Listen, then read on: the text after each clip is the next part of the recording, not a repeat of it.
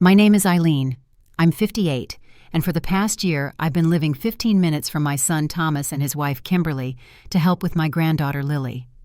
After losing my husband 5 years ago, I thought being closer to family would heal my heart. Instead, the tension with Kimberly has been building for months until that fateful dinner when everything finally shattered. Before I tell you how my world collapsed that evening, tell me where you're watching from and subscribe if you've ever had to stand your ground in your own home. 5 years ago, my husband Michael died from a sudden heart attack. We had built a beautiful life together in Boston, where I had worked my way up to becoming the principal of Westwood Elementary School. After 30 years in education, I had plans to retire alongside Michael when we turned 65. We dreamed of traveling the world together, starting with a month-long trip to Italy. All those dreams vanished the morning I found him unresponsive in our bed. The first year of widowhood was a blur of grief paperwork and learning to navigate life alone in our 2-story colonial home that suddenly felt cavernous without Michael's booming laugh. I threw myself into work, staying late at school most evenings, because returning to an empty house was too painful. My colleagues were concerned, but I assured them I was coping. The truth was, I was merely existing. Everything changed 14 months after Michael's death, when Thomas called with news that Kimberly was pregnant. They had been married for 3 years and living in Denver, Colorado. Thomas worked as a marketing manager for a tech company, having followed in neither Michael's footsteps as an engineer nor mine as an educator. Kimberly worked in real estate, though her sales had been sporadic, according to Thomas. "Mom, we're having a baby," Thomas had said, his voice bubbling with excitement. "You're going to be a grandmother." For the first time since losing Michael, I felt a spark of joy ignite within me. A grandchild, a new beginning, someone to love who would carry forward a piece of Michael. "That's wonderful news, sweetheart," I had replied, tears streaming down my face. "Your father would have been over the moon." During our weekly video calls after that, Thomas would update me on Kimberly's pregnancy. I noticed how their small 2-bedroom apartment was barely adequate for 2 people, let alone with a baby on the way. When Thomas mentioned they were looking at larger places but struggling with Denver's housing costs, I started formulating a plan. 3 months before my granddaughter was due, I made a decision that would change the trajectory of my life. I applied for early retirement, put our family home on the market, and told Thomas I was moving to Denver to help with the baby. "Mom, are you sure that's your whole life in Boston?" Thomas had questioned, looking concerned but also visibly relieved. "You and this baby are my life now," I had assured him. "Besides, there's nothing keeping me in Boston except memories." The house sold quickly, and I found a small but cozy 1-bedroom apartment in Denver, just 15 minutes from Thomas and Kimberly's place. It wasn't anything like my spacious New England home with its wraparound porch and mature maple trees, but it was a fresh start. I first met Kimberly's mother, Patricia, at the baby shower she insisted on hosting at her country club. Patricia lived in Cherry Hills Village, one of Denver's most exclusive neighborhoods. Her home was a sprawling mansion with marble flooring and a chandelier in every room. The contrast to my modest apartment couldn't have been starker. "You must be Thomas's mother." Patricia had greeted me with an air kiss that didn't come close to making contact. "Kimberly has told me so much about you." Something in her tone suggested what she had heard wasn't particularly impressive. She looked me up and down, taking in my sensible shoes and department store dress. I had splurged on a new outfit for the occasion, but next to Patricia's designer ensemble and diamond jewelry, I felt distinctly middle class. The baby shower was an elaborate affair with champagne flowing and servers in white gloves passing hors d'oeuvres. Most of the guests were Kimberly's friends and Patricia's country club acquaintances. I sat quietly at a table with Thomas, feeling out of place, as Patricia announced each gift with commentary. "This silver rattle is from the Hendersons. Their family has been ordering these from Tiffany for generations," she'd proclaim, while my practical gift of handmade baby blankets and a college fund contribution were acknowledged with a quick, "How thoughtful." Despite the uncomfortable beginning, nothing could dampen my spirits when little Lily Grace was born on a snowy February morning. I was at the hospital within an hour of Thomas's call, bringing a thermos of homemade soup for Kimberly and a tiny knitted hat for the baby. Holding Lily for the first time, I felt Michael's presence so strongly it took my breath away. She had Thomas's chin, and what looked like Michael's eyes. "She's perfect," I whispered, gently rocking her. For the first few weeks, things went relatively smoothly. I came over daily to help with laundry cooking and occasionally holding Lily while Kimberly napped. I was careful to ask before doing anything with the baby and tried to follow Kimberly's instructions precisely. The first conflict arose when I suggested giving Lily a bottle of pumped milk so Kimberly could get a full night's sleep. "I'm exclusively breastfeeding," Kimberly had stated firmly. "Patricia says it's the only way to ensure proper attachment and immunity development." "Of course," I backpedaled quickly. "I just thought you might want a break. When Thomas was a baby, I nearly collapsed from exhaustion until Michael started taking a night feeding." "Well, times have changed since you raised Thomas," Kimberly replied with a tight smile. "We know more about child development now." The implication that my parenting was outdated stung, but I swallowed my pride. This wasn't about me. It was about supporting my son and his family during a challenging transition. Thomas noticed the tension and tried to mediate. "Mom's just trying to help Kim. She raised me pretty well, I think." "Your mother did her best with the information available back then," Kimberly conceded. "But Patricia has connected me with the top pediatric specialists in Denver. We're following their guidance." As the weeks passed, a pattern emerged. My suggestions were dismissed, my experiences invalidated, while Patricia's advice was treated as gospel. When I mentioned that Thomas had slept soundly after a warm bath and gentle rocking, Kimberly informed me that Patricia's sleep trainer charged $500 an hour and recommended a strict schedule with no rocking, as it created sleep crutches. I bit my tongue and reminded myself this wasn't my child. Times had indeed changed, and perhaps these new methods were better. But it hurt to have my decades of experience as a mother and educator so casually dismissed. Thomas was caught in an impossible position. I could see him trying to please both his wife and his mother, often changing the subject when tensions rose. Our once close relationship began to strain under the weight of unspoken frustrations. Despite these challenges, I cherished every moment with Lily. When Kimberly allowed me to babysit, I would sing the same lullabies I had sung to Thomas, tell her stories about her grandfather, and promise her that I would always be there no matter what. Little did I know how that promise would be tested in the months to come. By the time Lily was 6 months old, I had settled into a routine that revolved almost entirely around my son's family. I was the emergency babysitter called at a moment's notice when Kimberly had a showing or Patricia was unavailable. I never complained, grateful for any time with my granddaughter, even if it came with a 3-page list of instructions and frequent check-in calls. Remember, no sugar, no screen time, and absolutely no deviating from her nap schedule, Kimberly would instruct before leaving. And please don't use that rocking chair. Patricia says it's bad for her back development. Despite following directions meticulously, I would often return to find Kimberly inspecting Lily as if checking for damage, then pointing out perceived errors in my care. "Her outfit is all wrinkled," she remarked one afternoon as she lifted Lily from my arms. "And did you use the organic lotion? Her skin feels different." I used exactly what was in her diaper bag, I assured her, showing the lotion I had applied after her bath.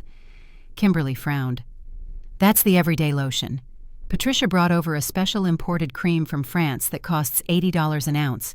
It was in the refrigerator labeled Lily's Skin Cream." "I'm sorry I didn't see anything in the refrigerator. Next time, please point it out specifically." "Patricia never misses these details," Kimberly sighed. "She has such an eye for quality and proper care." The comparisons to Patricia became increasingly frequent and always unfavorable. Patricia's homemade organic baby food purees were superior to the store-bought organic brands I brought over. Patricia's baby massage techniques were more advanced than my simple touch. Patricia's designer baby clothes were better for Lily's skin than the cotton outfits I purchased. For Lily's half-birthday celebration, a concept I hadn't known existed, Patricia arranged a professional photographer and custom cake that cost more than my monthly rent. My gift, a collection of classic children's books I had carefully selected, was set aside quickly as Patricia presented a limited edition teddy bear wearing a diamond bracelet that could be removed when Lily was older. "This will be her first real piece of jewelry," Patricia announced proudly. "Start them early with appreciating quality, I always say." I smiled tightly and said nothing, wondering what Michael would think of all this extravagance. He had been raised on a farm in rural Massachusetts and had maintained his down-to-earth values despite his success as an engineer. We had raised Thomas to appreciate experiences over possessions, to value kindness over status. What worried me most, however, was not the clash of values, but the financial strain I could see Thomas trying to hide. When I visited their apartment, I noticed past due notices tucked beneath magazines, whispered arguments about credit card bills, and Thomas's increasing stress lines around his eyes. One evening when I was helping Thomas with dinner while Kimberly was at a client meeting, I gently broached the subject. "Is everything okay financially, Thomas? You know I'm always here if you need help." He had frozen spatula in midair. "What makes you ask that?" "Mother's intuition," I replied softly. "And the overdue rent notice on the counter yesterday." Thomas slumped against the kitchen counter. "We're behind on a few things. The medical bills from Lily's birth were more than we expected, even with insurance, and Kimberly hasn't had a sale close in 3 months. What about your salary? I thought the promotion was going to help." "It did, but Denver's expensive, and there are certain expectations Kimberly has about our lifestyle. Patricia helps sometimes, but it comes with strings attached." I took a deep breath. "Let me help, Thomas. I have the proceeds from selling the house. Your father would want me to support you." After some resistance, Thomas agreed to let me cover their rent just for a few months, until Kimberly's real estate business picked up. We agreed not to tell Kimberly, as Thomas feared it would upset her pride. What started as a temporary arrangement stretched to 6 months. Each month I would transfer the rent money to Thomas's personal account, and he would pretend it came from his salary or bonuses. Meanwhile, I watched as Kimberly continued shopping at high-end stores and scheduling expensive baby classes that Patricia insisted were essential for proper development. Thanksgiving that year was hosted at Patricia's mansion. I arrived with homemade cranberry sauce and pumpkin pies recipes that had been in Michael's family for generations. Patricia's private chef barely acknowledged my contributions as he arranged them alongside the catered feast. "We usually serve a cranberry reduction with orange zest and cognac," Patricia commented, eyeing my sauce, "but it's charming to have something traditional." Throughout dinner, Patricia dominated the conversation with stories of her recent trip to the Maldives and plans for Lily's first Christmas, which apparently included a professional decorator for their tree and custom stockings from a boutique in Aspen. When I mentioned our family tradition of making ornaments together each year, Kimberly and Patricia exchanged a look.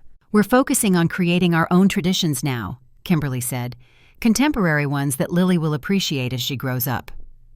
Thomas stared at his plate, silent. After that Thanksgiving, Thomas began canceling our weekly lunch dates. First it was work deadlines, then meetings he couldn't reschedule. When we did meet, our conversations remained surface level, with Thomas steering away from any mention of their finances or my role in their lives. My friends back in Boston, with whom I stayed in touch through video calls, noticed the change in me. "You don't sound like yourself, Eileen," my closest friend Sandra observed during one of our calls. "Are things really going well in Denver?" "It's an adjustment," I admitted. "Being a grandmother is wonderful, but sometimes I feel like I'm walking on eggshells around Kimberly." "And your son, is he standing up for you?" I sighed. "Thomas is caught in the middle. He's trying to keep everyone happy." "At the expense of your feelings," Sandra pointed out. "You uprooted your entire life for them, Eileen. You deserve respect, not to be treated like hired help that's not even doing a good enough job." "What should I do? I can't risk losing access to Lily." "You can love your granddaughter without being a doormat," Sandra said firmly. "Sometimes standing up for yourself is the only way to earn respect. Think about what you used to tell the parents at school when their kids were walking all over them." She was right. As a principal, I had counseled countless parents about setting healthy boundaries with love and firmness. Somehow, when it came to my own family, I had forgotten those principles. Little did I know that the opportunity to apply this wisdom would arrive sooner than expected, and in a way that would forever alter my relationship with my son and his wife. Thomas's 34th birthday was approaching, and I was determined to make it special. Despite our strained relationship, he was still my son, and birthdays had always been important in our family. Michael and I had a tradition of creating memorable experiences rather than giving extravagant gifts. For Thomas's 10th birthday, we had transformed our backyard into a medieval tournament. For his 16th, we surprised him with driving lessons and a weekend road trip along the coast. This year, I planned a nostalgic dinner at my apartment featuring all his childhood favorites: my homemade lasagna with garlic bread, Caesar salad with extra Parmesan, and chocolate layer cake with peanut butter frosting that Thomas had requested every birthday since he was 7. Shopping for ingredients and preparing the meal was a labor of love, complicated by the arthritis that had been bothering my hands more since moving to Denver's colder climate.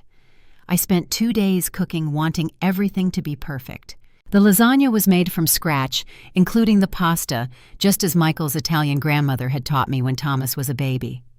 I set my small dining table with the good china I had brought from Boston, polished the silver candlesticks that had been a wedding present, and even splurged on fresh flowers.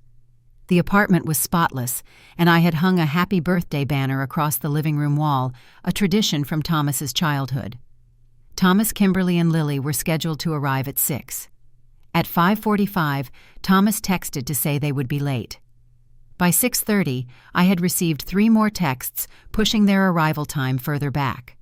The lasagna was starting to dry out in the oven, despite my efforts to keep it moist.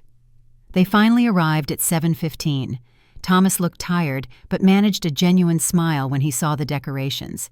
Kimberly entered with Lily on her hip, her expression making it clear she would rather be elsewhere. "Mom, this looks amazing," Thomas said, giving me a quick hug. "Sorry we're late. Work was crazy, and then Kimberly had to stop by her mother's to pick up some things for Lily." "It's fine, sweetheart. Happy birthday." I kissed his cheek and reached for Lily. "Come to Grandma, little one." Kimberly hesitated before handing her over. "She's been fussy today, probably teething." Lily came to me willingly, her little hands patting my face in recognition. At 10 months old, she was becoming more aware of people, and my heart soared when she snuggled against me. "Dinner's ready whenever you are," I said, bouncing Lily gently. "I made all your favorites, Thomas." "It smells incredible," he replied, his stomach audibly growling. I skipped lunch anticipating this. We settled at the table with Lily in the portable high chair I had purchased for her visits. I had just begun serving the lasagna when Kimberly's phone rang. "It's Mom," she announced, immediately answering. "Hi, Mom." "Yes, we're at Eileen's for Thomas's birthday dinner. No, we won't be late. We're just starting to eat now." The one-sided conversation continued for several minutes while the food grew cold. Thomas fidgeted uncomfortably, but said nothing. I distracted Lily with small pieces of soft garlic bread, trying to mask my annoyance. When Kimberly finally hung up, she immediately began texting. "Mom's wondering what time we'll be at their house tomorrow for brunch. She's planning to give you your birthday gift then, Thomas." "We'll figure it out later," Thomas said quietly. "Let's enjoy Mom's dinner first." Kimberly put her phone down with visible reluctance and glanced around my apartment. "This place feels smaller every time we visit. Don't you find it claustrophobic, Eileen?" "It suits my needs," I replied evenly, passing her the salad. "I don't require much space for just myself." Patricia says downsizing too drastically in retirement can lead to depression. Her friend is a geriatric psychiatrist who studied this extensively. I bit back a retort about Patricia's expertise and focused on serving the meal. "The lasagna might be a bit dry. It was ready an hour ago." Thomas quickly took a large bite. "It's perfect, Mom, just like I remember." The dinner proceeded with strained conversation. Kimberly picked at her food, taking minimal bites, while commenting that Patricia had recently hired a nutritionist who advised against refined carbohydrates. Thomas attempted to steer the conversation toward neutral topics like an upcoming movie release and Denver's unseasonably warm fall. When Lily began fussing in her high chair, I stood to help. "Let me take her for a minute. Sometimes a change of position helps." "No," Kimberly said sharply. "I know what she needs. Patricia says it's important for a mother to respond to her baby's cues without interference." "I'm not interfering," I said carefully. "Just offering to help. We have a specific way of handling her fussiness. Your methods are outdated, Eileen. Child psychology has advanced significantly since you raised Thomas." Thomas intervened. "Kim, Mom's just trying to help. and she did raise me pretty well, I think." "That's debatable," Kimberly muttered, just loud enough for me to hear. The tension was thick enough to cut with a knife. I excused myself to bring out the birthday cake, hoping to salvage the evening. In the kitchen, I took a deep breath and reminded myself that this day was about Thomas, not my wounded feelings. When I returned with the cake, candles lit, and singing "Happy Birthday," Thomas's face softened into a genuine smile. For a moment, he looked like my little boy again, eyes wide with anticipation. After Thomas blew out the candles, the conversation turned to his recent promotion at work. He had been made senior marketing manager, a position he had been working toward for years. "Congratulations again, sweetheart," I said, genuinely proud. "You've worked so hard for this." "Thanks, Mom. It's a big step up in responsibility, but the salary increase will definitely help with our expenses." Kimberly straightened in her chair. Thomas wouldn't have even been considered for the position without Patricia's connections. Her golf partner is on the board and put in a good word. "I'm sure Thomas's qualifications and performance were the primary factors," I countered gently. "Of course they were," Thomas agreed. "But networking is important too. Everyone gets ahead partly based on who they know." "Patricia has cultivated the right social circle for decades," Kimberly continued. "Her connections have opened doors for both of us." I nodded, acknowledging the truth in this, while feeling a familiar pang of inadequacy. My social circle had been fellow educators and parents from school, hardly the power players in society. "I'm just glad the promotion will ease some financial pressure," I said. "I know things have been tight, especially with me covering the rent for the past 6 months." The room went silent. Thomas's fork clattered against his plate. Kimberly's head snapped up, her eyes narrowing. "What do you mean, covering the rent?" she asked slowly, looking between Thomas and me. Thomas's face paled. "Mom, I don't think this is the time to—" "What rent?" Kimberly interrupted. "What is she talking about, Thomas?" Realizing my mistake too late, I tried to backpedal. "I just meant helping out occasionally when things were tight." "No," Kimberly said, her voice rising. "You specifically said covering the rent for 6 months. Thomas, have you been lying to me about our finances?" Thomas's shoulders slumped. "I was going to tell you, Kim. It was just temporary until your commission checks started coming in regularly again. So you've been taking money from your mother instead of being honest with me. Do you have any idea how humiliating that is? More humiliating than being evicted." Thomas shot back, uncharacteristic anger flashing in his eyes. "We were 3 months behind on rent, Kim. The property management company was sending final notices. We could have asked my parents for help." "Your parents? Your parents always your parents," Thomas muttered. "Maybe I wanted to solve our problems without running to Patricia and Richard for once." Kimberly's face flushed with anger. She turned to me. "This is your fault. You've always tried to make Thomas dependent on you. That's why you moved to Denver, to insert yourself into our lives and undermine me as a wife and mother." "That's not true," I said, my voice steady despite my racing heart. "I moved here to help, not to interfere." "Help, you call this helping?" Giving Thomas money behind my back, criticizing my parenting at every turn, trying to turn my daughter against me with your outdated ideas. I have never criticized your parenting, Kimberly, and I would never try to come between you and Lily. You don't have to say it out loud. I see the looks, the little sighs when I don't do things your way. You think because you were a school principal you know everything about children. "That's unfair," I said, hurt blooming in my chest. "I've respected your choices even when I disagreed with them." "No, what's unfair is having a mother-in-law who isn't even half the woman my mother is, yet acts like she knows best about everything." Kimberly's voice had risen to a near shout, causing Lily to whimper in distress. The words hung in the air, sharp and venomous. I felt as if I'd been slapped. After all I had sacrificed, all the boundaries I had respected, all the financial help I had provided, this was how Kimberly saw me. As less than half the woman Patricia was. Something shifted inside me at that moment. A lifetime of accommodating others, of keeping the peace at my own expense, of silencing my own needs, suddenly felt like a weight I could no longer carry. I looked at my son, hoping he would defend me, but Thomas sat frozen, his eyes fixed on his half-eaten cake. I pushed my chair back slowly, the legs scraping against the hardwood floor with a sound that seemed to echo in the tense silence. I stood up feeling a strange calm wash over me as clarity dawned. For the first time in months, perhaps years, I knew exactly what needed to be said. "Then she can start paying your rent," I replied, my voice quiet but firm. The silence that followed my statement was deafening. Thomas's face went from shocked to mortified, in an instant his mouth opening and closing without producing sound. Kimberly's expression shifted from anger to confusion, then back to anger as the implications of my words sank in. "What did you just say?" She finally managed her voice dangerously low. I remained standing, hands resting on the back of my chair, feeling strangely powerful in my newfound resolve. "I said if Patricia is such an amazing woman, then perhaps she should start covering your rent instead of me." Thomas found his voice at last. "Mom, please, this isn't the time for—" "No." Thomas let her speak. Kimberly cut in, her eyes never leaving mine. "I want to hear exactly what your mother is implying." "I'm not implying anything," I said calmly. "I'm stating a fact.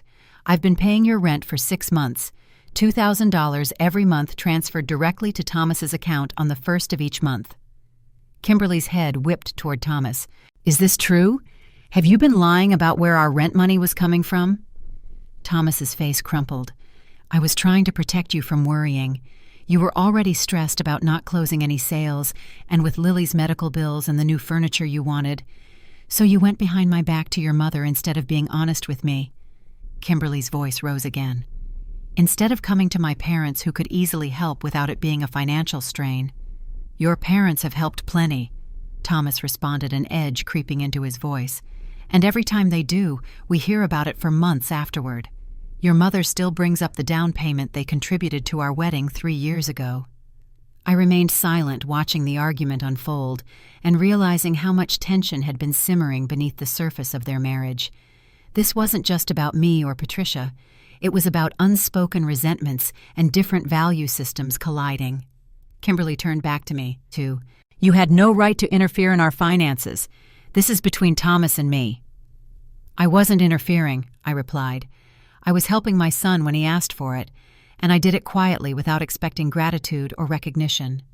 "Oh, and my mother expects recognition. Is that what you're saying?" "I'm saying that I love Thomas and Lily unconditionally, without strings attached or comparisons made. I've never once suggested that I'm better than your mother or tried to compete with her. But I won't stand here and be told I'm not even half the woman she is when I've given everything to support this family." Years of pent-up feelings were finally finding their voice. I hadn't realized how deeply Kimberly's constant comparisons and dismissals had wounded me until this moment. "You moved across the country to help with Lily," Kimberly countered. "Don't act like that was some selfless act. You were lonely in Boston and saw this as a chance to insert yourself into our lives." "Yes, I was lonely after losing my husband of 30 years. I acknowledged, my voice catching slightly. "And yes, I wanted to be close to my granddaughter. But I've respected your boundaries at every turn, Kimberly. I followed your instructions with Lily to the letter. I've held my tongue when you and Patricia dismissed my experience. I've never once complained about being your emergency babysitter with no notice." Thomas stood up now, too, his birthday dinner completely forgotten. "Both of you, please. Can't we discuss this calmly? It's getting out of hand." "It got out of hand the moment your mother decided to throw her financial help in our faces," Kimberly snapped. "That's not what happened," I said firmly. "You were the one who made the comparison to Patricia. You were the one who said I wasn't even half the woman your mother is. After months of hearing how Patricia does everything better than me, how her advice is superior to mine, how her gifts are more valuable, I finally responded. And that response was to hold the money you've given us over our heads. Real classy, Eileen." "I don't care about the money," I said truthfully. "What I care about is respect. I left my home, my friends, my entire support system to be here for you and Thomas and Lily. I've tried so hard to be helpful without overstepping, and in return, I've been treated like an incompetent nuisance who doesn't measure up to the great Patricia." Thomas ran his hands through his hair in frustration. "Mom's right, Kim. We haven't been fair to her. She's made a lot of sacrifices to help us." "So now you're taking her side?" Kimberly's voice rose to a near shout. "There shouldn't be sides." Thomas finally raised his voice. This is my mother and my wife, the two women I love most in this world besides Lily. Why can't you both just get along?" "Because your wife has made it impossible," I said quietly. "She's never given me a chance." "That's not true," Kimberly protested. "I let you babysit. I invite you to family events. You let me babysit when it's convenient for you. You invite me to events where I'm treated as an afterthought. That's tolerance, Kimberly, not acceptance, not respect." By now, Lily was fully crying, disturbed by the raised voices and tension. Kimberly immediately went to the high chair and lifted her out, holding her protectively against her chest. "See what you've done? You've upset Lily," she accused. "We've all upset Lily," Thomas corrected. "This whole situation is upsetting." Kimberly bounced Lily gently, trying to soothe her. "I think we should go. This dinner is clearly over." "Kim, wait," Thomas pleaded. "We need to talk about this, about the money Mom's been giving us, about how we move forward." "There's nothing to talk about," Kimberly said coldly. "I'll be calling the landlord tomorrow to explain we'll be making other arrangements for the rent. We don't need Eileen's charity." "It's not charity," I said. "It's family helping family, something you seem to only understand when it comes from your parents." Kimberly's eyes flashed. "At least my parents know how to help without making us feel small. At least my mother respects my decisions as a parent instead of constantly implying I'm doing it wrong." "I have never once said you were doing anything wrong with Lily," I defended myself. "Never once." "You didn't have to say it. It's written all over your face every time I do something differently than you would." Thomas stepped between us. "Stop, both of you. This isn't productive." But years of suppressed feelings couldn't be contained now that the dam had broken. "I'm sorry if my face betrays my feelings sometimes," I said. "But can you blame me when you constantly throw Patricia's superior methods in my face? When you act as if everything I know from 30 years of working with children and raising my own son is worthless compared to whatever expensive expert Patricia has consulted this week?" "My mother has given us nothing but love and support," Kimberly said fiercely, still holding Lily close. "She's never judged us or made us feel indebted for her help." "And I have," I challenged. "When have I ever asked for anything in return for the rent money or the babysitting or any of it? All I've wanted is to be treated with basic respect and consideration." "Respect is earned," Kimberly shot back. "And I haven't earned it by giving up my entire life to move here, by respecting your parenting choices even when I disagree, by contributing $12,000 over 6 months without ever mentioning it until you provoked me tonight." Thomas interjected. "Mom's right about that part, Kim. She's done a lot for us, and we've taken it for granted." Kimberly stared at Thomas as if seeing him for the first time. "I can't believe you're siding with her on this, after all my parents have done for us." "I'm not siding with anyone," Thomas insisted. "I'm just acknowledging facts. Mom has been helping us financially in a major way, and we owe her gratitude, not attacks." Kimberly's face hardened. "I'm leaving. When you're ready to come home to your family instead of defending your mother's manipulation, you know where to find us." With that, she grabbed the diaper bag secured Lily in her carrier and headed for the door. Thomas stood frozen, clearly torn between following his wife and staying to fix things with me. "Kim, wait," he called. "Don't leave like this." Kimberly paused at the door, not turning around. "Are you coming or not, Thomas?" He looked at me, anguish written across his face. "Mom, I'm sorry. I need to go with them. Lily's upset and I'll call you tomorrow, okay? We'll figure this out." I nodded, unable to speak past the lump in my throat. Thomas hesitated, then stepped forward to give me a quick, awkward hug before following Kimberly and Lily out the door. As it closed behind them, I stood alone in my apartment, surrounded by the remnants of the birthday dinner I had so carefully prepared. The cake sat half-eaten on the table. The candles had burned out. In the sudden silence, I could hear the wall clock ticking, marking the seconds of my new reality. I sank back into my chair, emotionally exhausted, but also feeling strangely lighter, as if speaking my truth had lifted a weight I hadn't realized I was carrying. For better or worse, everything was now out in the open. The carefully constructed facade of family harmony had shattered, revealing the fractures that had been there all along. I began clearing the table mechanically, wrapping leftovers that would now feed me for days. As I washed the dishes, tears finally came sliding silently down my cheeks and into the soapy water. I wasn't crying from regret, I realized. I was crying from relief. After months of walking on eggshells, of diminishing myself to fit into the narrow space Kimberly had allotted me, I had finally stood up for my own worth. Whatever happened next, I would face it, knowing I had spoken my truth. That night, sleep eluded me entirely. I lay awake replaying the confrontation, analyzing every word, wondering if I could have handled things differently. Should I have continued swallowing my hurt in silence? Should I have found a more diplomatic way to address the issues? Or had the explosion been inevitable, given the months of building tension? By morning, my emotional exhaustion had given way to a dull headache. I checked my phone repeatedly, hoping for a message from Thomas, but my screen remained stubbornly notification-free. I considered texting him but decided against it. The ball was in his court now. One day of silence stretched into 2, then 3. I kept myself busy cleaning my already immaculate apartment, reorganizing my small bookshelf, and taking long walks around the neighborhood. Anything to keep my mind from spiraling into worst-case scenarios where I never saw Lily again.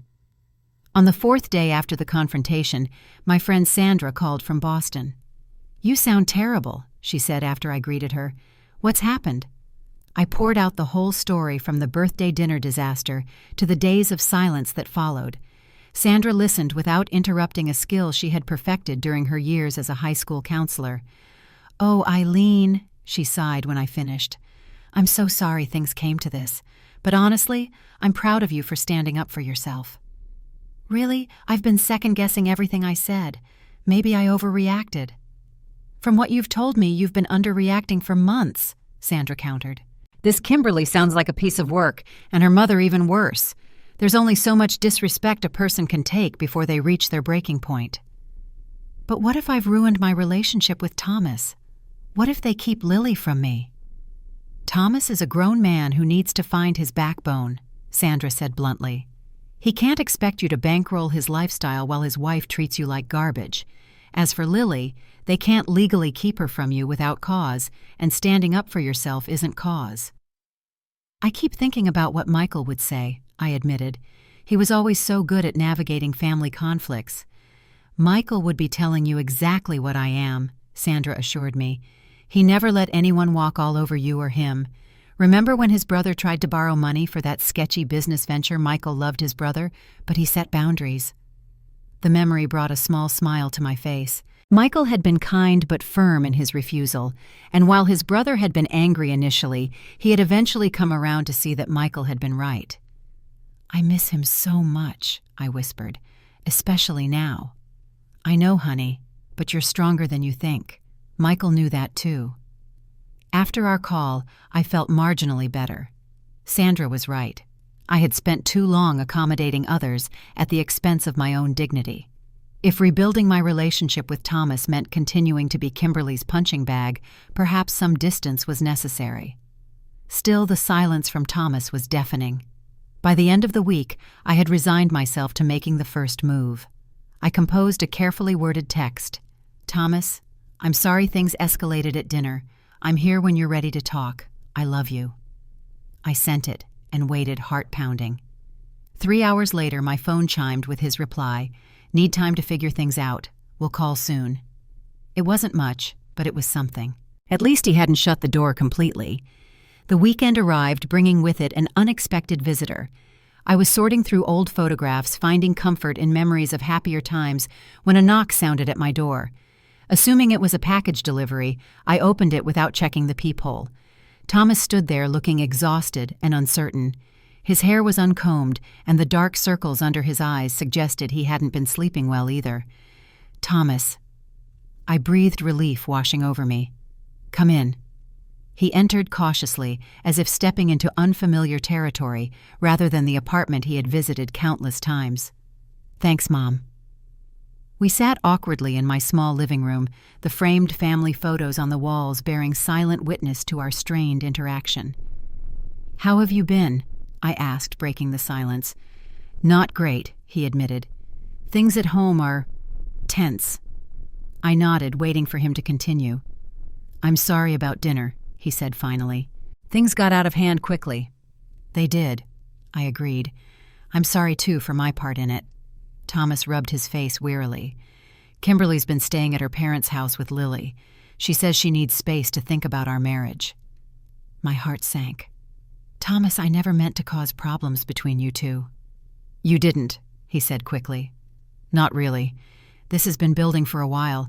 The financial stuff, her dependence on her mother, my inability to be honest about how much we were struggling. The dinner just brought it all to the surface. I shouldn't have mentioned the rent money. That was between us. Maybe it needed to come out. Thomas sighed. I've been living a lie pretending we could afford a lifestyle we can't all because I was afraid to disappoint Kimberly. That's on me, not you. I reached out and took his hand. We all make mistakes, sweetheart. The important thing is how we address them. I've applied for a side gig doing freelance marketing work, he told me, and I'm looking at our budget cutting out non-essentials. We can make it work without your help, Mom. I don't want you supporting us financially anymore. I'm happy to help, Thomas. That's what family does. I know, but Kimberly was right about one thing. I need to stand on my own 2 feet. I'm 34 years old. I should be able to provide for my family without running to my mother. I squeezed his hand. You're not running to your mother. You're accepting help during a difficult time. There's no shame in that. Maybe not, but it's time I took responsibility. The promotion will help, and if I'm more careful with spending, we'll be okay. He paused. I also need to tell you that I won't be able to see you for a while. The words hit me like a physical blow. What do you mean? Kimberly needs space from you right now. She feels betrayed and humiliated by what happened. If I want to repair my marriage, I need to respect that. And Lily, will I still be able to see my granddaughter? Thomas's expression was pained. Not right away. Kim's pretty adamant about this. She says she needs time to process everything before she can consider allowing you back into our lives. Allowing me, I repeated, my voice rising slightly. Thomas, I'm your mother. Lily is my granddaughter. Kimberly can't just decide to cut me out because her feelings were hurt when I finally stood up to her constant comparisons. I know it sounds harsh, but it doesn't just sound harsh, it is harsh and unfair. I took a deep breath, trying to stay calm. Thomas, I understand needing time to cool off, but completely cutting me out is an overreaction. It's temporary, he assured me, though he didn't sound convinced. Once things settle down, we can work on rebuilding trust. Trust. What trust did I break by helping with your rent when you asked, by finally responding to months of being told I'm inadequate compared to Patricia? Thomas looked down. I know it's complicated, but Kimberly is my wife and right now she's hurting. And I'm your mother, and I'm hurting too, I pointed out. But more than that, I'm worried about you. This dynamic with Kimberly, where you hide things and walk on eggshells to avoid her displeasure, it's not healthy, Thomas. Our marriage isn't perfect, but whose is? We're working through things. I studied my son's face, seeing both the man he had become and the boy he had been. I recognized in him Michael's loyalty and desire to keep the peace, sometimes at his own expense. I won't try to tell you how to handle your marriage, I said carefully. But I will say this, I moved to Denver to be close to you and Lily. I gave up my home, my friends, my community. I've respected Kimberly's boundaries, even when they felt arbitrary and hurtful. I've provided financial support without acknowledgement. All I've asked for in return is to be treated with basic respect and kindness. I know, Mom. If Kimberly needs time, I understand, but I won't be permanently excluded from my granddaughter's life because I finally stood up for myself after months of diminishment. That's not a reasonable boundary. That's punishment. Thomas looked troubled, but didn't disagree. I'll talk to her again when she's calmer. For now, I just need to focus on bringing my family back together. I am your family too, Thomas, I reminded him gently. I know. He stood up, signaling the end of our conversation. I should go. I promised to meet Kimberly for lunch to discuss next steps. I walked him to the door, my heart heavy. I love you, Thomas. That hasn't changed and won't change no matter what happens. I love you too, Mom. He hesitated, then gave me a quick hug. I'll call you when I can. After he left, I stood at the window watching him walk to his car, wondering when I would see him again. I had stood up for myself, yes, but at what cost? The uncertainty of my relationship with my son and access to my granddaughter weighed heavily on my heart. Yet despite the pain and worry, I couldn't bring myself to regret speaking my truth. Years of experience as an educator had taught me that boundaries without consequences aren't boundaries at all. Perhaps this painful separation was the necessary consequence of finally drawing a line in the sand. With that thought, I turned from the window and began to consider what my life might look like if reconciliation took longer than I hoped. It was time to build a life in Denver that didn't revolve entirely around Thomas, Kimberly, and Lily. As days turned into weeks with minimal contact from Thomas, I realized I needed to reclaim my sense of self beyond being a mother and grandmother. I had defined myself by those roles for so long that I had lost sight of who Eileen was as an individual. My first step was joining a support group for grandparents experiencing family conflicts. The community center near my apartment hosted weekly meetings where people shared similar stories of strained relationships, limited access to grandchildren, and the delicate navigation of boundaries with adult children. "My daughter-in-law has never liked me," shared Louise, a 70-year-old former nurse, during my first meeting. "When I suggested using cloth diapers like I did with my kids, you'd think I had recommended leaving the baby in the woods to be raised by wolves." The group laughed in recognition, and I felt a weight lift, knowing I wasn't alone in my struggles. These people understood the unique pain of being kept at arm's length from the grandchildren they adored. Through the group, I met Sandra, a retired librarian whose situation eerily paralleled mine. "My son's wife thought my book recommendations for my grandson were too advanced," she told me over coffee after a meeting. Meanwhile, her mother was buying him electronic toys that he was too young to even understand. Sandra became my first real friend in Denver, introducing me to her book club and a weekly walking group that explored different parks around the city. Gradually, I built a social circle independent of my son's family. I also returned to what had always given me purpose: education.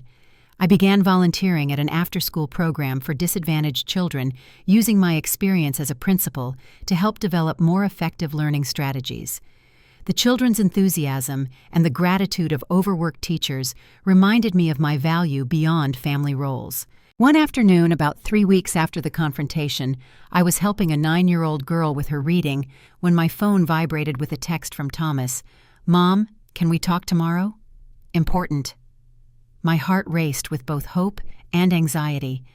Was this the reconciliation I'd been waiting for, or was Thomas calling to formalize our separation? I forced myself to focus on the child before me, pushing thoughts of tomorrow aside until I'd finished my volunteer shift. That evening, I called Sandra for moral support. "Whatever happens," she advised, "remember that you deserve respect. Don't compromise your dignity for access." I slept poorly that night, my mind cycling through possible scenarios. By morning, I was exhausted, but resolved to face whatever came with grace. Thomas suggested meeting at a coffee shop halfway between our homes' neutral territory for what might be a difficult conversation. I arrived early, securing a quiet corner table and ordering a chamomile tea to calm my nerves. When Thomas walked in, I was struck by how tired he looked. The strain of the past weeks had etched new lines around his eyes. He ordered a black coffee and sat across from me, hands wrapped around the mug as if seeking warmth. "How are you, Thomas?" I asked, breaking the ice. "Managing," he replied with a small shrug. "Work's been busy, which helps." "And Lily?" His expression softened at the mention of his daughter. "She's good, walking more steadily now, says a few words clearly." The thought of missing these milestones sent a pang through my heart, but I kept my expression neutral. "That's wonderful." We sipped our drinks in awkward silence for a moment before Thomas spoke again. "I wanted to talk to you about something unexpected that happened yesterday." I braced myself. "What is it?" "Patricia came to see me at work." Of all the things I had anticipated, this wasn't on the list. "Patricia, Kimberly's mother." Thomas nodded. "She showed up unannounced, asked me to take an early lunch break." "What did she want?"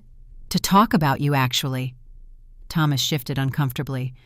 "Apparently, Kimberly told her everything about our fight, including the part about you paying our rent. Patricia was surprisingly understanding about it." I raised an eyebrow, skeptical. "Really?" "She said she respected that you were trying to help us without making a big deal about it. And she mentioned that she and Richard had been subsidizing Kimberly's lifestyle since college without really encouraging her to become financially independent." This was unexpected indeed. What else did she say? That she thinks Kimberly is being unreasonable about cutting you off from Lily. That regardless of the issues between adults, children benefit from having loving grandparents in their lives. Thomas took a breath. She's going to talk to Kimberly about letting you see Lily again, at least for short visits. Relief washed over me, followed quickly by suspicion. Why the sudden change of heart? Patricia's never seemed concerned about my relationship with Lily before. Thomas hesitated. There's something else. Something Kimberly didn't tell me until recently. He lowered his voice. She's been struggling with postpartum depression. Has been since Lily was born. Patricia noticed the signs because apparently Kimberly's aunt had it severely after her cousins were born. The revelation shifted my perspective entirely. So much of Kimberly's behavior, the mood swings, the need for control, the clinging to her mother's advice, suddenly made more sense. Is she getting help? I asked, genuine concern replacing my lingering resentment. Thomas nodded. Patricia connected her with a specialist. She started therapy and medication last week. He looked down at his coffee. I feel terrible that I didn't realize sooner. I knew she was struggling, but I thought it was just normal new parent stress. It can be hard to recognize, especially when there are other tensions in the relationship, I said gently, thinking of the young mothers I had counseled during my years as a principal. I'm glad she's getting support now. Patricia thinks... Thomas hesitated again. She thinks having more support with Lily might help Kimberly's recovery. She suggested that maybe you could start seeing Lily once a week, just for an hour or two. Hope blossomed in my chest. I'd like that very much. Whatever works for Kimberly's comfort level. There's a condition, Thomas added. Kimberly wants to meet with you first to talk things through.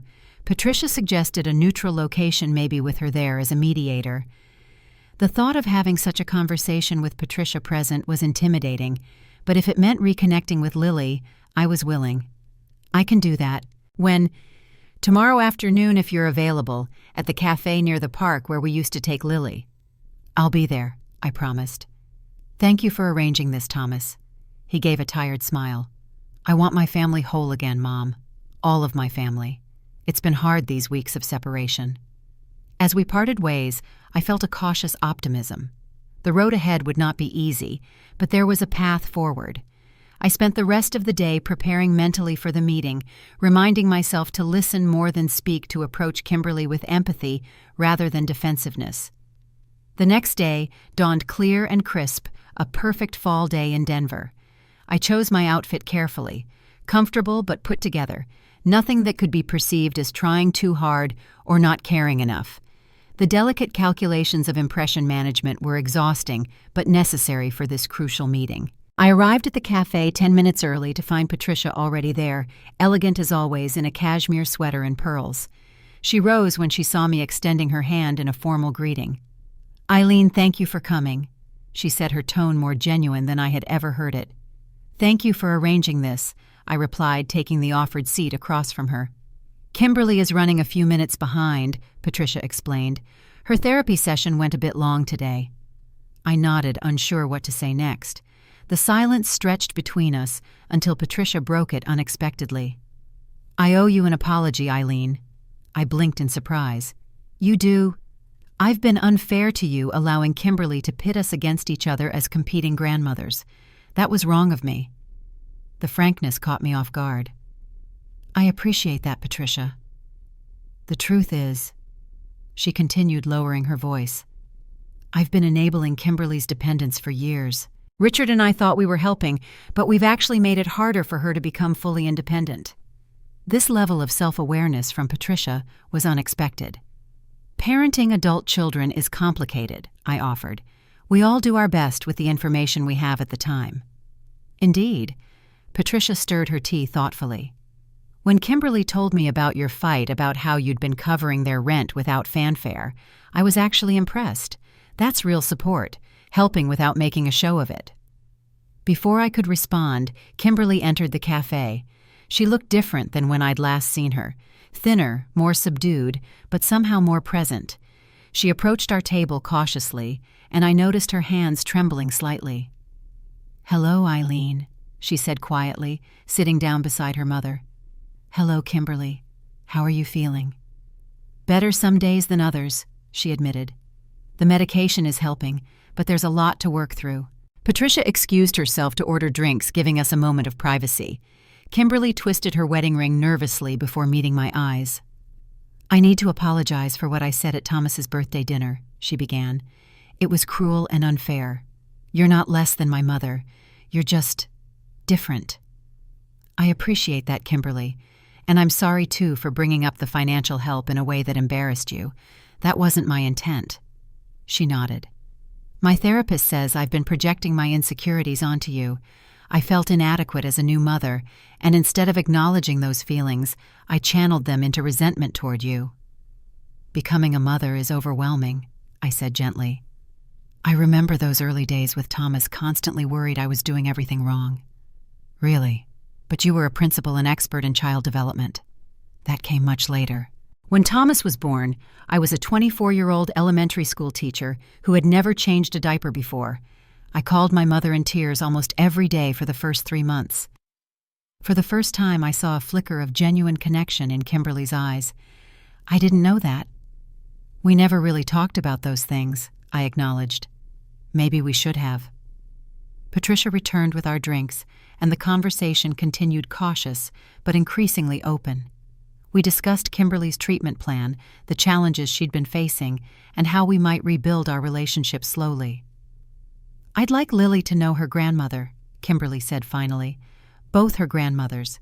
Would you be willing to come over this Sunday afternoon, just for an hour or so to start? Tears pricked at my eyes. I would love that. Thank you, Kimberly. As we prepared to leave, Patricia surprised me again. Eileen, Richard, and I are hosting a small dinner next week, nothing elaborate, just family. Would you join us? The invitation represented more than a meal. It was an acknowledgement of my place in the family, an olive branch I hadn't expected. I'd be honored, I replied sincerely.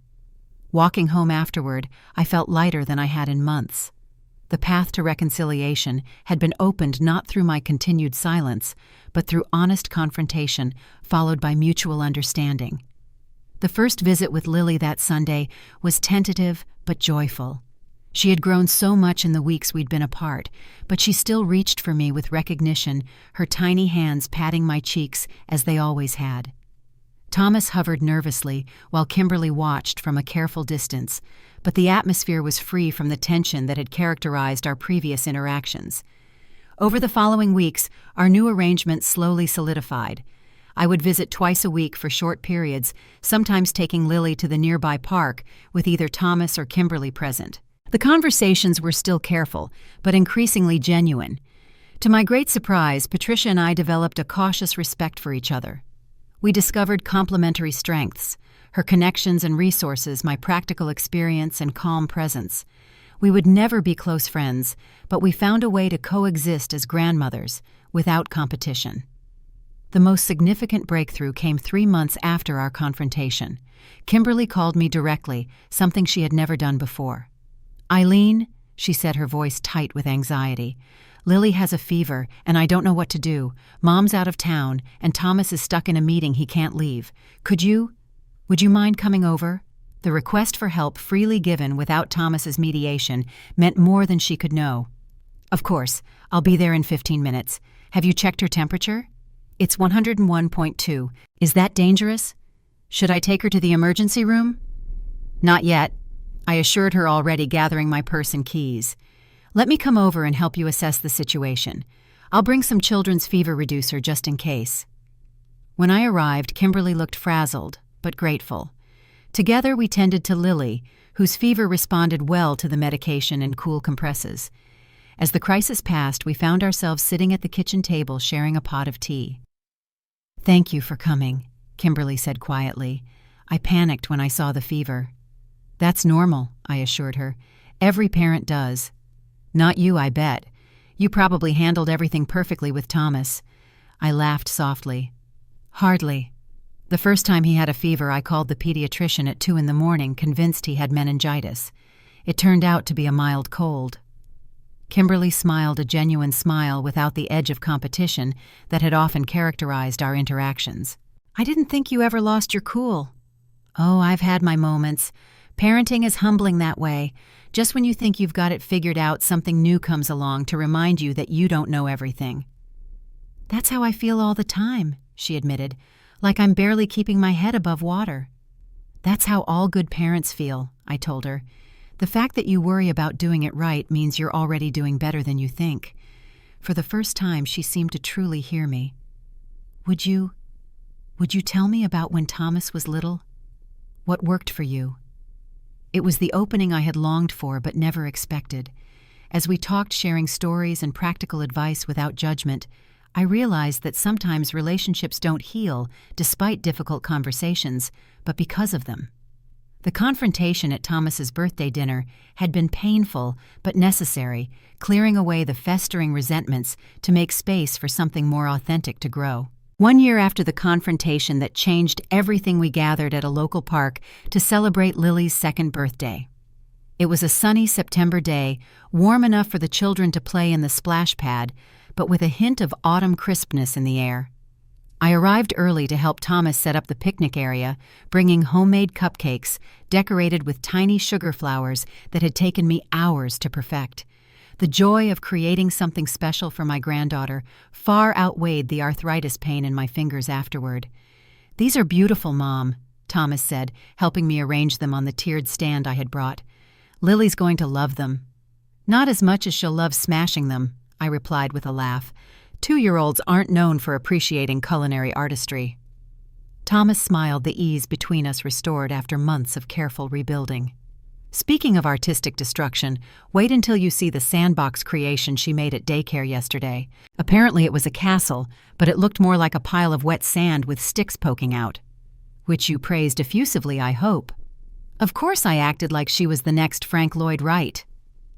We worked companionably, setting up decorations and arranging presents. Thomas had grown into his role as father and husband over the past year, finding his voice in the family dynamic rather than constantly trying to please everyone else at his own expense. Kimberly arrived 30 minutes later with Lily, who toddle-ran toward me with outstretched arms the moment she spotted me. "Gamma!" She squealed, her word for grandma still forming in her developing speech.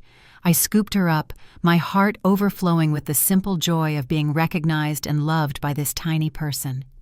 "Happy birthday, sweet girl, you're getting so big." Kimberly approached with a smile that held none of the tension of our early interactions. Her postpartum depression treatment had been successful, and while she still had occasional difficult days, she had emerged stronger and more self-assured. "Thanks for coming early to help Eileen," she said, setting down Lily's diaper bag. "The cupcakes look amazing." "Wait until you taste them," I replied. "I used your mother's vanilla bean suggestion. It makes all the difference." Patricia and Richard arrived soon after, bringing an elaborate play kitchen set that would have overwhelmed my small apartment, but would fit perfectly in the playroom of Thomas and Kimberly's new home. They had moved 3 months earlier to a more affordable neighborhood, reducing their housing costs while gaining more space. Thomas's freelance work had taken off, and Kimberly had switched from residential to commercial real estate, finding more consistent success. I had helped them move, of course, but had not contributed financially. Instead, I had established a college fund for Lily that I contributed to monthly, a long-term investment in her future that came without strings attached. As other guests arrived, friends from Kimberly's mother's group, colleagues of Thomas's neighbors with children Lily's age, I marveled at how much had changed in a year. The careful distance that had once characterized family gatherings had been replaced by genuine warmth. Patricia and I still had our differences, but we had found common ground in our love for Lily and respect for each other's unique contributions. Most importantly, I had reclaimed myself. I was no longer defined solely by my relationship to Thomas and Lily, but had built a fulfilling life of my own in Denver. My volunteer work had expanded to a part-time paid position, developing curriculum for the after-school program. I had a circle of friends, a book club, and even a tentative romance with a retired professor I'd met at a community lecture series. The birthday celebration proceeded with all the controlled chaos one would expect with a dozen toddlers present. Lily opened presents with more interest in the wrapping paper than the contents. She smashed a cupcake into her face as predicted, creating photo opportunities that would be treasured for years to come. She ran herself to exhaustion on the playground until finally collapsing into my lap for a story. As the party wound down and guests departed, our immediate family remained cleaning up wrapping paper and collecting discarded juice boxes. Lily had fallen asleep in her stroller, frosting still smudged on one chubby cheek despite Kimberly's attempts to clean her up. "She's out cold," Thomas observed, tucking a light blanket around his daughter. "Birthday excitement overload." "That was a wonderful party," I said, gathering plastic cups into a recycling bag. "She's going to have such happy memories growing up with all this love around her." Patricia joined us, having just packed away the last of the decorations. "Indeed, though at this age it's more about creating memories for the adults than the child." "True enough," I agreed. "But the feelings of security and joy seep in even if the specific events aren't remembered." Kimberly approached, looking thoughtful. "I've been meaning to ask you both something," she said, addressing Patricia and me. "Would you be willing to help me plan a mother-daughter cooking day once a month? When Lily's a little older, I want her to learn family recipes from both sides." The request was simple, but deeply meaningful. An acknowledgement of both our places in Lily's life, a desire to blend traditions rather than choose between them. "I would love that," I said warmly. "As would I," Patricia agreed. "Though I must warn you, my cooking skills are largely theoretical. I'm better at reservations than recipes." We all laughed, the joke landing differently than it would have a year ago. Patricia's admission of imperfection would once have been unthinkable, just as my acceptance of her self-deprecating humor would have been strained. As we finished cleaning up and prepared to head our separate ways, Kimberly approached me privately. "Eileen, I wanted to ask your advice about something." The request still felt novel, though it had become more frequent in recent months. "Of course." "Lily's been having nightmares. The pediatrician says it's normal at this age, but I wondered if you had any strategies that worked with Thomas." I thought back to those early parenting years, the night terrors that had sent Thomas crawling into our bed seeking comfort. We had a special, brave blanket that Michael's mother had made. Thomas believed it had magical properties to keep bad dreams away. But more important than the blanket was the routine we established. A few minutes of quiet talking about good things to dream about a nightlight that cast star shapes on the ceiling and the assurance that we were just across the hall. Kimberly nodded, taking in the advice without the defensive filter that had once characterized our interactions. "I like the idea of focusing on good dreams rather than just trying to banish the bad ones. Thank you." "You're a wonderful mother, Kimberly," I said sincerely. "Lily is lucky to have you." Her eyes glistened slightly. "That means a lot coming from you." As Thomas and Kimberly packed up the last of the party supplies, Richard helping them carry gifts to the car, Patricia and I found ourselves alone by the picnic table. "You know," she said reflectively, "I used to see you as competition. Kimberly has always sought my approval, and I thought having another maternal figure would diminish my role somehow." "I felt the same way," I admitted. I was terrified of being replaced or rendered irrelevant in Thomas and Lily's lives. "Quite the pair of insecure grandmothers we were," Patricia said with a wry smile. "Still are sometimes," I acknowledged. "But I've learned that love multiplies rather than divides. Lily benefits from having both of us in her life with our different strengths and perspectives." Patricia nodded in agreement. "Indeed, your practical wisdom and my, let's call it, refined taste." We shared a genuine laugh, the tension that had once defined our relationship now transformed into a comfortable understanding.